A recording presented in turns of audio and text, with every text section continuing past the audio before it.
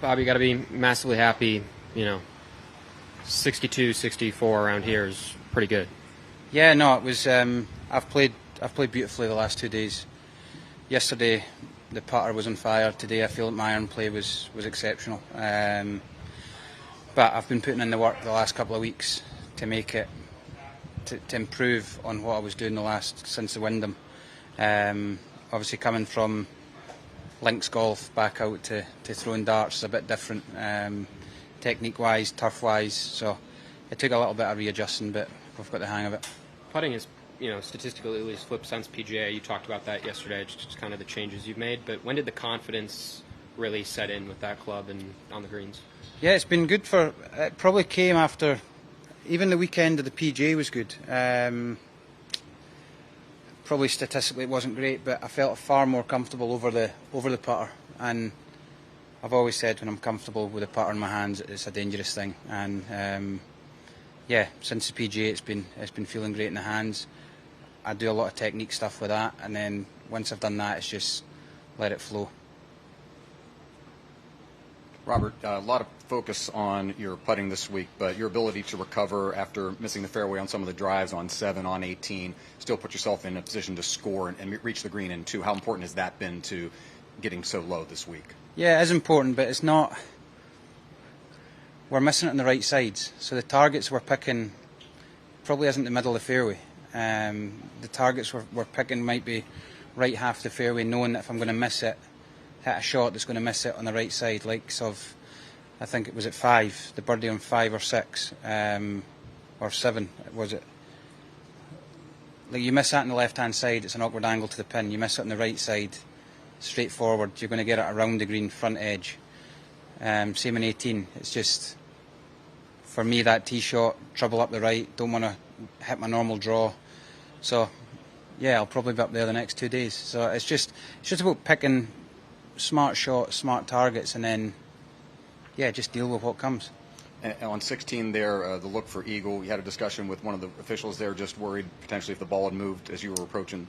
Yeah, it moved. My putter was down behind the ball, about half an inch, 3/4 of an inch behind the ball.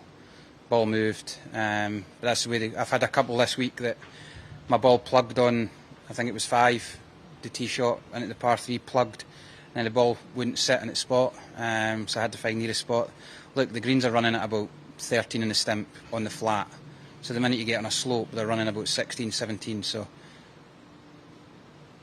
they're quick, and the ball will not sit on certain slopes, and when you mark it and you replace it exactly where you're meant to, sometimes it's not in the exact spot that it's laid in, and then it just won't sit. And yeah, we had a few. I mean, Hideki had one today as well, and when he was chipping, and yeah, it's closely mown stuff. Do you like putting on quick greens a little different than what you face back home?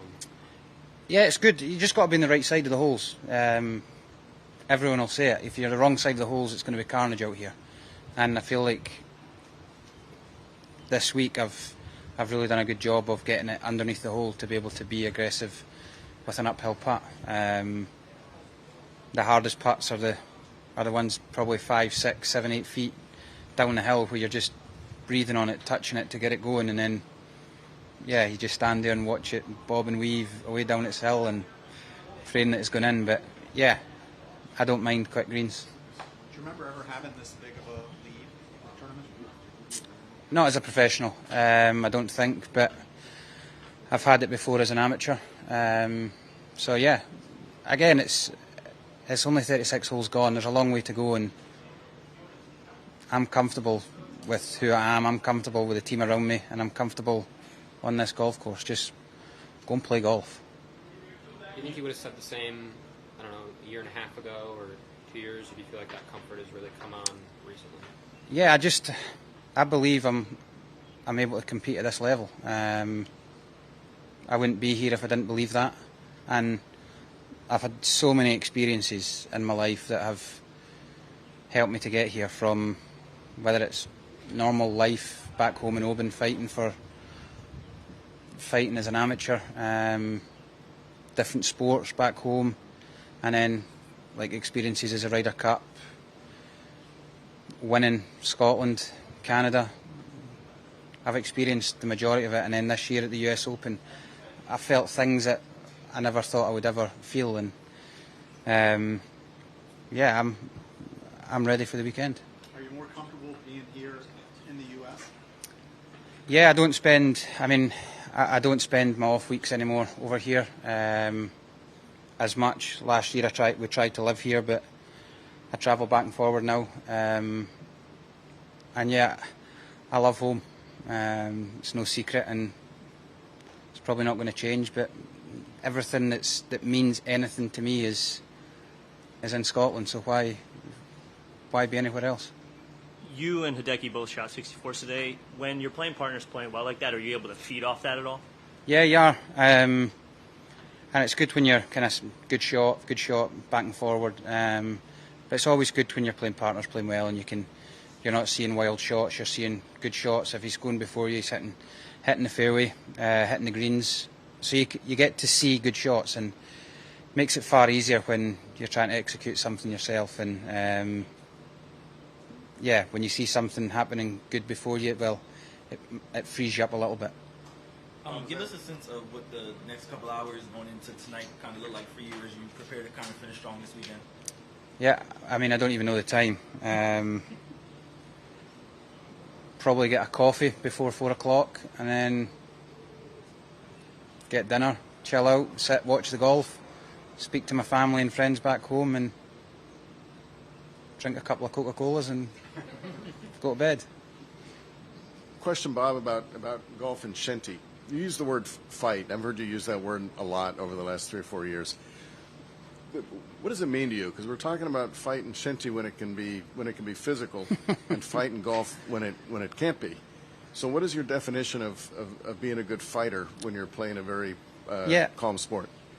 Not mentally calm, but you know. Yeah, I'm not very calm on the golf course. But look, yeah, shinty is a physical contact sport where the fight is almost not so much physical fight as in, but it's like, don't go in half-hearted, don't go 50-50 into a tackle. That's when you get injured. Go 100% into a tackle, and hopefully you win the tackle, and then if not, you get back up and you go again.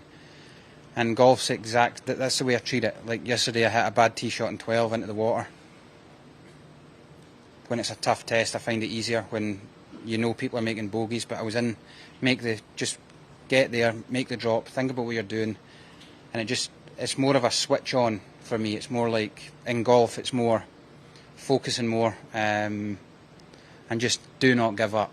No matter what, do not give up. And there's times when it's not going well and you want to throw in the towel, but I mean, it's not what I do. And for me, it's just try your hardest until it's done and someone tells you to stop.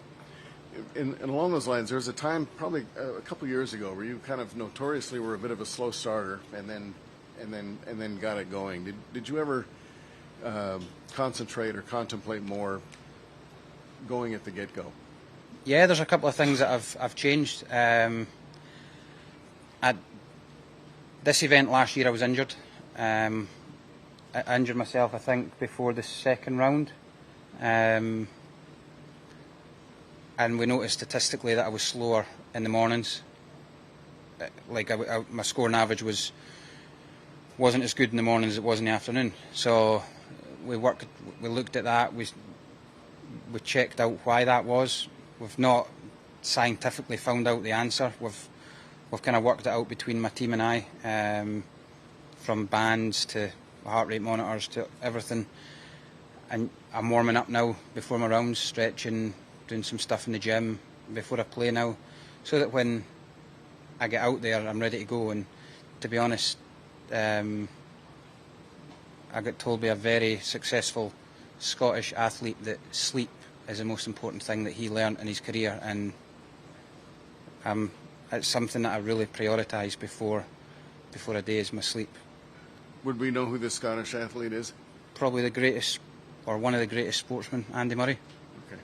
When I played the Pro-Am with him, it was one of the things I asked him, and he really said the biggest thing that he learnt was for recovery was his sleep. So let's get the head down. I thought he was British. Only when he loses. Correct.